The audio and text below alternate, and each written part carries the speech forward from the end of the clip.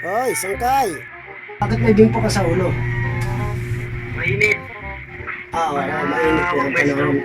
Masabihin ko. Pero may tanong ako sa'yo. Ang tanong mo, Ano ang mas mataas? Multiplication o addition? napakadali naman yun. E di siyempre, multiplication. Dito sa inyo, yan ang itinuturo. Pero dun sa amin sa Samar, iba.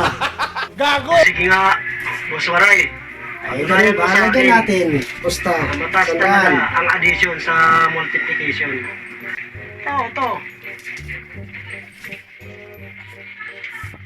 Sandaan. Ayan.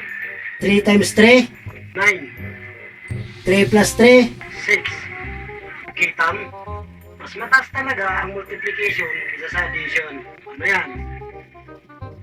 Op. Sandaan mo. Yan ay una pa lang na tanong. Bakit? Ito ang pangalawa. Sige, magtanong ka pa. 2 times 2, 4. 2 plus 2. 4. Tabla na. Oo. 1 times 1. 1. 1 plus 1.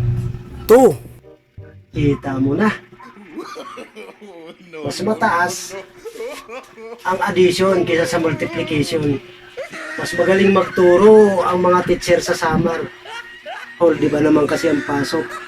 Sarap manalo ng 100. Yan mo, babalatuhan kita. Bibili ako ng palamig.